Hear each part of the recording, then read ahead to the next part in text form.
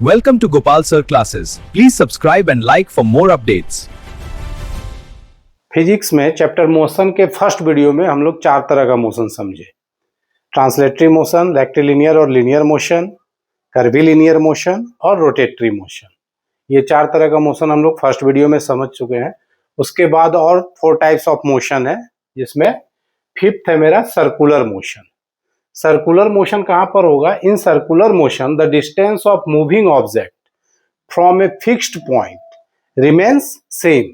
अगर कहीं हम लोग मूव कर रहे हैं, जैसे एग्जांपल है स्टोन और ball tied to a string, एक स्टोन या बॉल को टाइड करके मूव कर रहे हैं, ये चारों तरफ मूव करेगा, तो सेंटर से यानी कि एक्सिस ऑफ रोटेशन और ये मेरा ऑब्जेक्ट है, ये डिस्टेंस जो है ये हमेशा फिक्स्ड होगा, रेडियस के इक्वल होगा।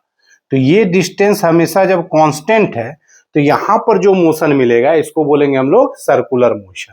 यही लिखा हुआ है in circular motion the distance of moving object, ये मूविंग ऑब्जेक्ट का distance from a fixed point, ये फिक्स्ड पॉइंट है सेंटर, रिमेन्स सेम। तो हर जगह ये ऑब्जेक्ट का डिस्टेंस जो है यानी कि रेडियस जो है वो सेम रहेगा, तो इसको हम लोग बोलेंगे सर्कुलर मोशन।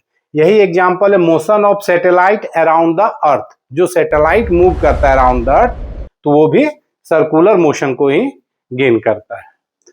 स्ट्रिंग में बॉल या स्टोन को टाइट करके मूव कर रहे हैं, ये भी मेरा सर्कुलर मोशन का ही एग्जांपल होगा।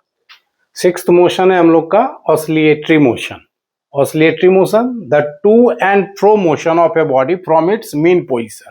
टू एंड फ्रो मीन्स आगे पीछे, लेफ्ट राइट, इस तरह से कोई भी चीज अगर मोशन में है, लेफ्ट राइट या आगे पीछे, तो इसको हम लोग बोलते हैं to and fro motion.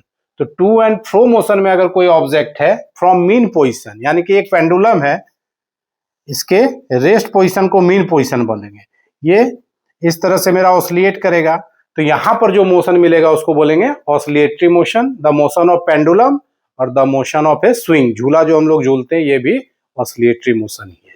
Seventh motion है वाइब्रेटरी मोशन। वाइब्रेटरी मोशन भी one kind of oscillatory motion ही है।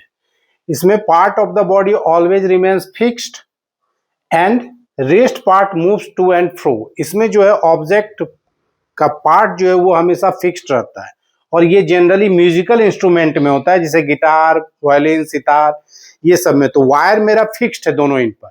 अब इसको जो वाइब्रेट करेंगे तो ये मेरा कहलाएगा वाइब्रेटरी मोशन। इसमें ऑब्जेक्ट का शेप और साइज भी चेंज हो जाता है, जैसे वायर को प्लग किए हम लोग तो वायर का शेप और साइज चेंज हो गया, लेकिन ऑसिलेटरी मोशन में शेप और साइज चेंज नहीं होता है।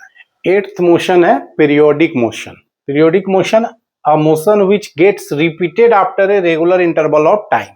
वो ऐसा मोशन जो अपने आप को रिपीट करता है, एक फिक्स इंटरवल ऑफ टाइम में रिपीट हो रहा है बार बार। जैसे the moon revolves around the earth 27.3 days में, वो अपने आप को रिपीट करता है, रिवॉल्व करता है 27.3 डेज में, और ये बार बार रिपीटेशन होता है, तो ये कहलाएगा मेरा पीरियोडिक मोशन।